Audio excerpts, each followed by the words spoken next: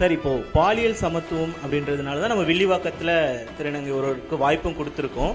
ஆனால் நீங்கள் தேர்தல் அறிக்கையில் திருநங்கைகள் திருநருக்கு தனி மருத்துவமனை அமைக்கப்படும் அப்படின்னு சொல்லியிருக்கீங்க. எதனால? அது ஒரு பாகுபாடாக இருக்காதா? இல்லை, அவங்களுக்கான அந்த சிகிச்சைக்கெல்லாம் சிக்கல் இருக்குது, மற்றவங்க பொதுவாக செய்கிறது இல்லது. அதனால அவங்களுக்கு அது தனி மருத்துவமனை இருக்கிறது தான் சிறப்பு. அது ஒரு மருத்துவமனையில் தனி பிரிவு. உங்களுக்கு நான் சொல்கிறது விளங்குதுன்னு நினைக்கிறேன். அது அவங்களுக்கு இருக்கிற அவங்களுடைய கோரிக்கையை தான் நான் சொல்கிறேன்.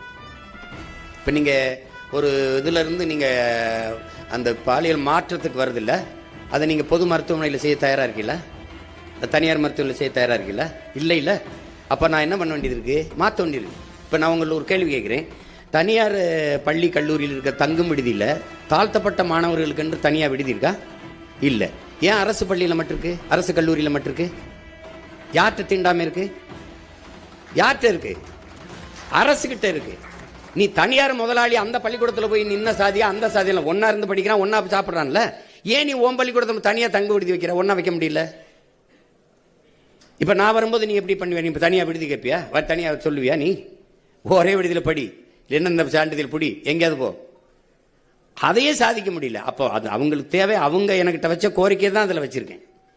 அதனால அது பொது மறுப்பை நீங்கள் ஒன்று கேட்போம்.